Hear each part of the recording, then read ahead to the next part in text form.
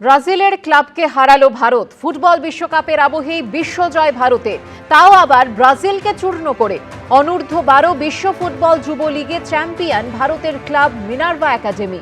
টানা 3 বার Gothia cup champion রঞ্জিত বাজাজের club. ফাইনালে ব্রাজিলের ক্লাব আরএস ইয়েলো স্পোর্টসকে হারালো 2-1 গোলে। সুইডেনে অনুষ্ঠিত টুর্নামেন্টে আয়োজক দেশ সুইডেনের ক্লাব সহ ইংল্যান্ড, ফ্রান্স, নরওয়ের মতো দেশের ক্লাবকে হারিয়েছে ভারতের মিনার্ভা একাডেমি।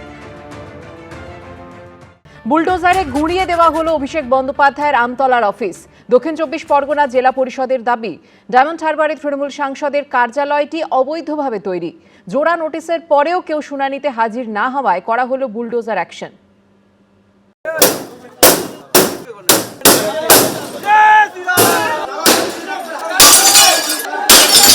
বিপদ তরণের দিনে বিপদের খাঁটিটাকে উপড়ে দেওয়া হবে। আমরা তৈরি হতো শাহজাহান, জাহাঙ্গীর, যারা অবৈধ একটা সন্তান তৈরি করেছিল এই পশ্চিম বাংলা জুড়ে রাজত্ব করার জন্য।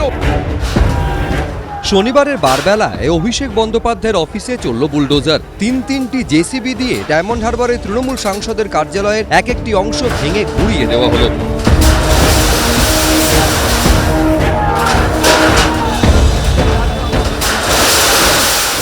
অভিযোগ, দক্ষিণ 24 পরগনার আমতলায় অভিষেক বন্দ্যোপাধ্যায়ের এই অফিসটি বেআইনিভাবে তৈরি করা হয়। এ নিয়ে 15 জুলাই শুনানির জন্য জোড়া নোটিশ দেওয়া হলেও কেউ হাজির হননি বলে প্রশাসনের দাবি। যে এই হচ্ছে দুটি নোটিশ, দেখো, একটা হচ্ছে 30/6/2026, একটা হচ্ছে 7/7/2026।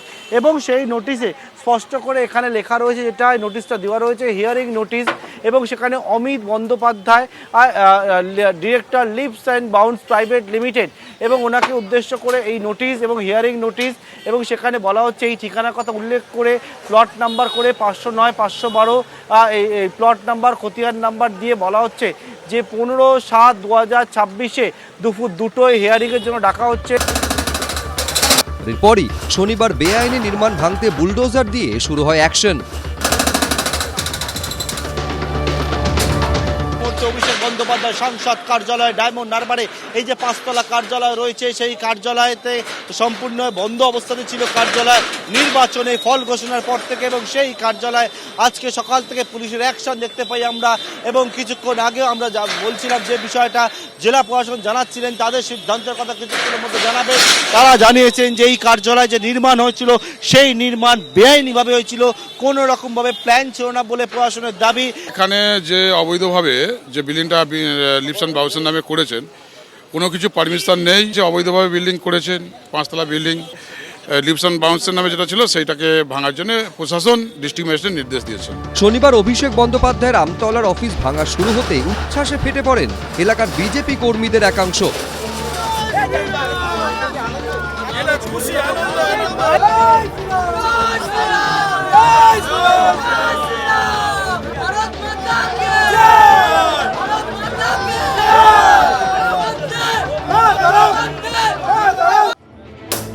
কেউ আবার অভিষেক বন্দ্যোপাধ্যায়ের কার্যালয়ে ঢুকে ভাঙচুর শুরু করেন।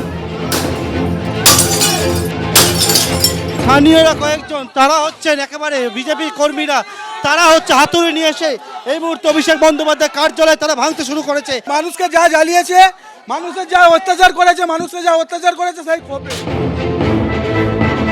কাউকে আবার দেখা যায় অভিষেক বন্দ্যোপাধ্যায়ের অফিস থেকে ল্যাপটপ বের করে আনতে। ল্যাপটপ আছে, এখানে আমাদের সন্দেহ আছে কিছু তথ্য থাকতে পারে, গরু পাচারের কিছু তথ্য থাকতে পারে বলে আমাদের সন্দেহ আছে। আমরা পুলিশের হাতেই তুলে দেবো না। অবৈধ এমপি অফিস, ও এখানটায় এই রাতারাতি একটা বেকারিকে পুড়িয়ে, সেই বেকারিটাকে পুড়িয়ে ওই 4তলা অবৈধ বিল্ডিংটা করে, যার কোনো পারমিশন ছিল না, এবং ওই জমিটাকে না হয় লিপস অ্যান্ড বাউন্সের নামে, সেই জমিটাকে ইডি সিজ করে গেছে। আর যারা বলছেন অবৈধ, 15 তারিখ হিয়ারিং এর জন্য ডাকা হয়েছিল, সেখানেও আমাদের প্রতিনিধিরা গেছিল, এবং কিসের বেসিসে কমপ্লেনটা ফাইল হয়েছে সেই কমপ্লেনের কপি জেলা প্রশাসন দিতে পারেনি। অভিষেক বন্দ্যোপাধ্যায়ের অফিসে বুলডোজার চলাকালীন এলাকার এক পঞ্চায়েত সদস্যকে ঘিরে নতুন করে উত্তেজনা তৈরি হয়। ওই তৃণমূলের পঞ্চায়েত সদস্যের পিছু ধাওয়া করে তাকে হঠানো হয়।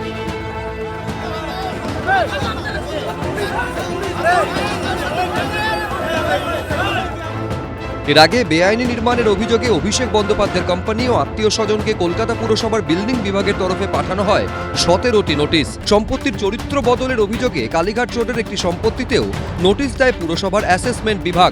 এবার সেই একই বেআইনি নির্মাণের অভিযোগে ভাঙা হলো অভিষেক বন্দ্যোপাধ্যায়ের সাংসদ কার্যালয়। পার্থপ্রতিম ঘোষ, এবিপি আনন্দ।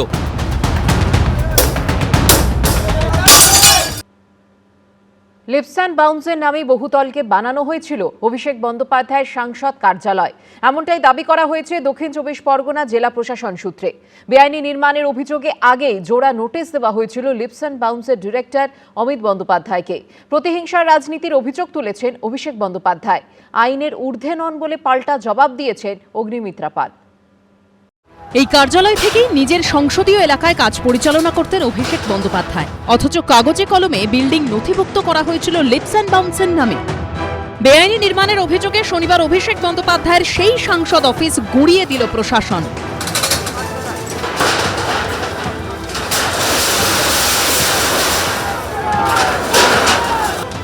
অভিযোগ, এই বিল্ডিংয়েই বেআইনিভাবে তৈরি করা হয়েছিল সাংসদ অফিস। প্রশাসনের দাবি, এই বহুতলের নেই কোনো বিল্ডিং প্ল্যান, এমনকি নেই কোনো নির্মাণের অনুমোদন।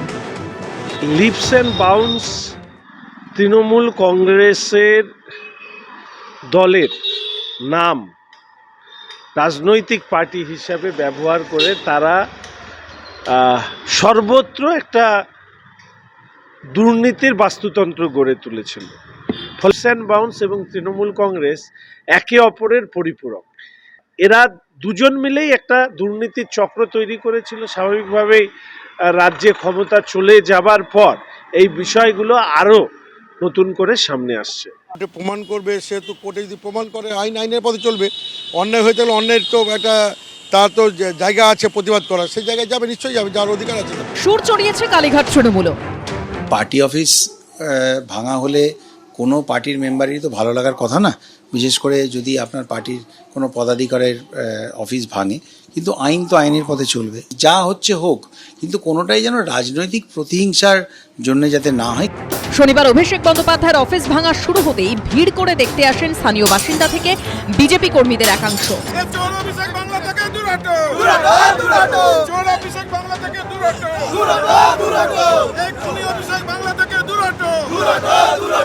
এখানে অভিষেক ব্যানার্জি এলে 2 ঘন্টা আগে থেকে রোড ব্লক হয়ে যেত, কেউ যাওয়া আসা করতে পারতাম না। অভিষেক আসা মানে পুরো রোড জ্যাম। আজকে আমরা ভাঙা হতে খুব আনন্দিত, আমরা দেখতে এসেছি। এটা আমরা ছোটবেলা দেখেছি বেকারি ছিল, তারপরে আবার জানতে পারি এটা অভিষেক ব্যানার্জি বড় অফিস। প্রশাসন সূত্রে খবর, অভিষেক বন্দ্যোপাধ্যায়ের সাংসদ কার্যালয় থেকে উদ্ধার করা নথি ও ডিজিটাল ডিভাইস বাজেয়াপ্ত করতে আনা হয় 16টি ট্রাঙ্ক।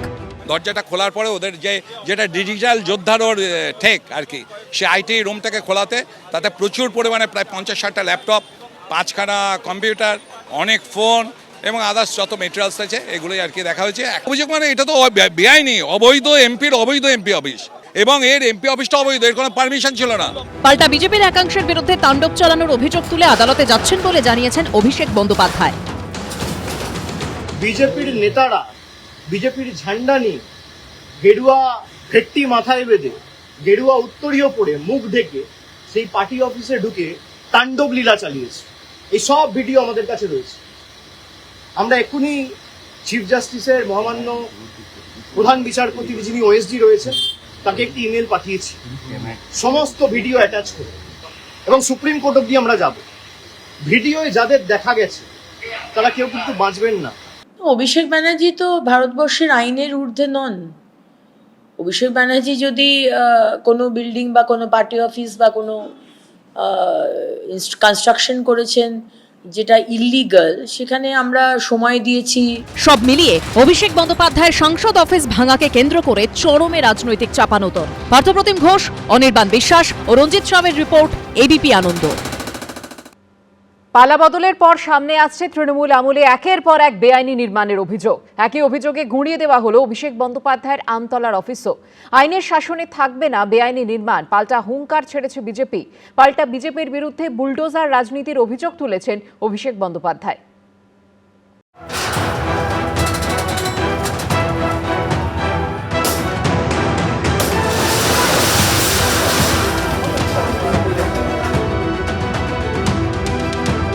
সকাল থেকে সন্ধে পর্যন্ত চলল অভিযান। প্রথমে বুলডোজার দিয়ে গুঁড়িয়ে দেওয়া হলো অভিষেক বন্দ্যোপাধ্যায়ের সংসদ কার্যালয়ের এক একটি করে অংশ। তারপর অফিস থেকে জিনিস বাজেয়াপ্ত করতে আনা হলো একের পর এক ট্রাক।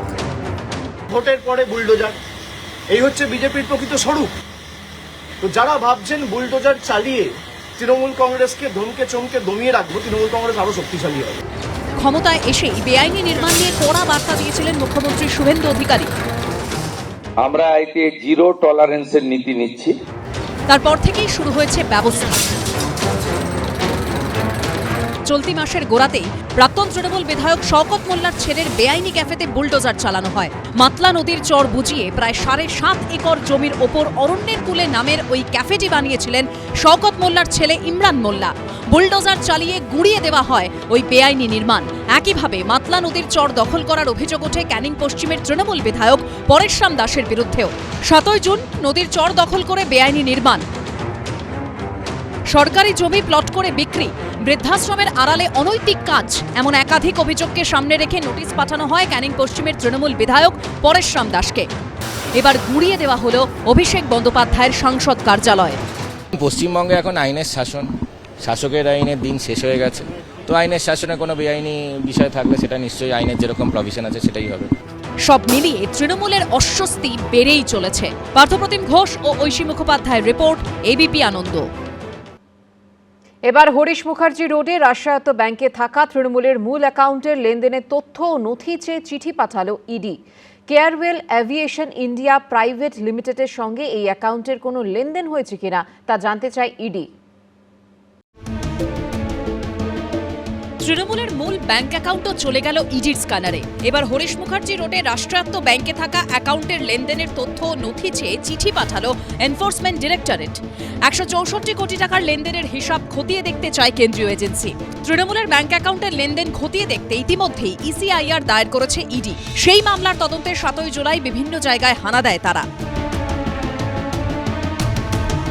যার মধ্যে ছিল কেয়ারওয়েল অ্যাভিয়েশন ইন্ডিয়া প্রাইভেট লিমিটেডের অফিসও। যে সংস্থার সম্পর্কে চাঞ্চল্যকর তথ্য সামনে এনেছে ইডি।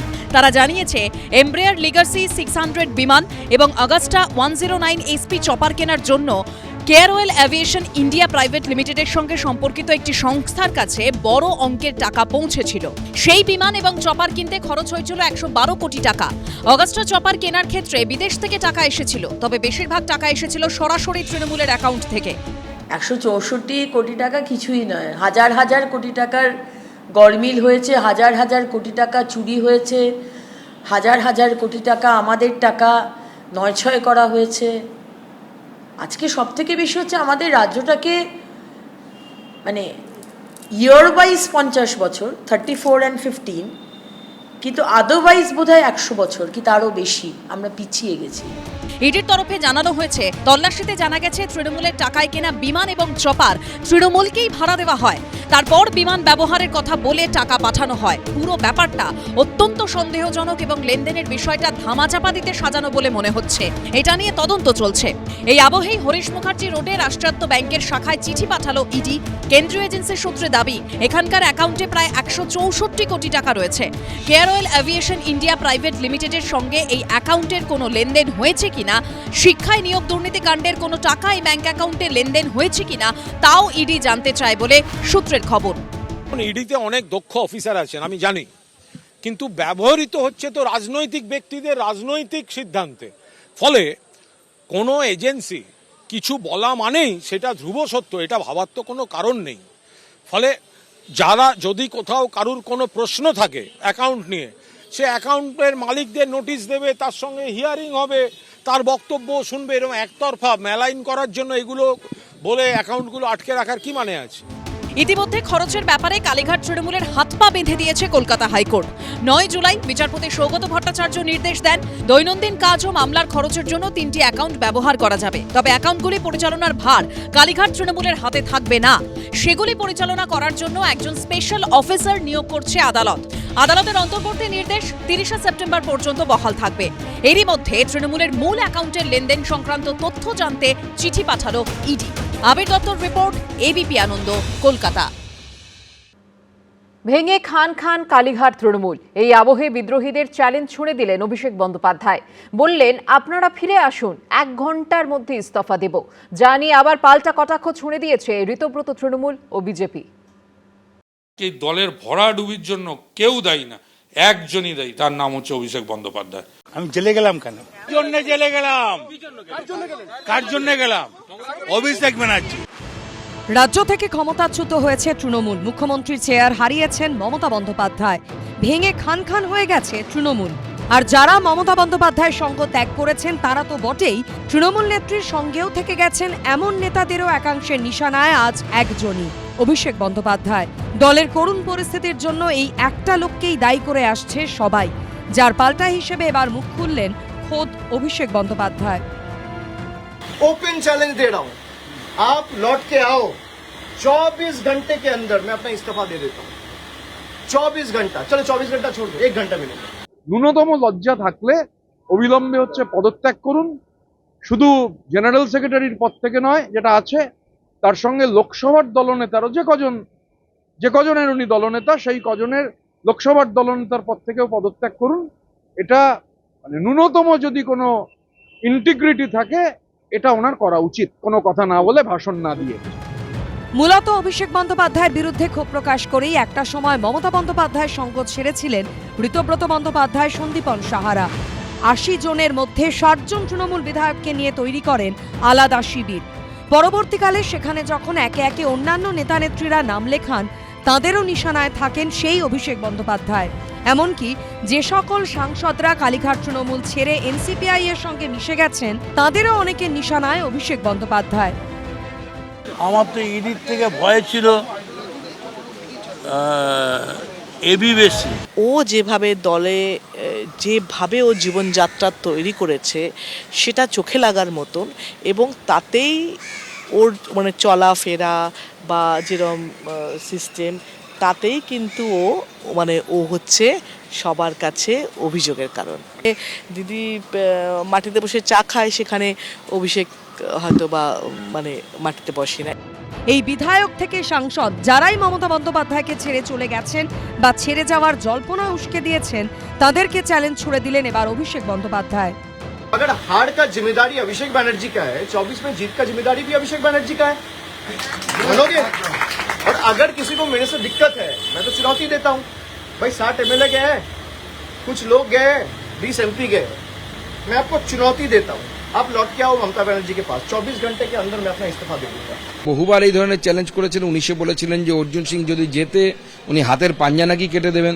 তারপরে বলেছিলেন দুর্নীতির যদি কোনো চার্জ বা ওনার বিরুদ্ধে কিছু আসে, তাহলে উনি নাকি ফাঁসির মঞ্চ, কাউকে কিছু করতে হবে না, উনিই ফাঁসির মঞ্চ বানাবেন এবং তার সেখান থেকে ফাঁসি নিয়ে নেবেন। তো সমস্ত কিছুই হয়েছে, কোনোটাই উনি করেননি। তো ওনার কথাটা কে বিশ্বাস করবে আমি জানি না, সেটা ওরা তৃণমূলের ভেতরের ব্যাপার। কে বিশ্বাস করে যাবে, কে যাবে না, কে অভিষেকের হাত ধরবে না, কে দিদির হাত ধরবে না, আমাদের জানা নেই। অভিষেক বন্দ্যোপাধ্যায়ের চ্যালেঞ্জ কি গ্রহণ করবেন বিদ্রোহীরা, নাকি তৃণমূল ভাঙতেই থাকবে, সেটাই এখন দেখার। সৌমিত্র রায় ও অরিত্রিক ভট্টাচার্যের রিপোর্ট, এবিপি আনন্দ। এবিপি আনন্দ, এগিয়ে থাকে, এগিয়ে রাখে।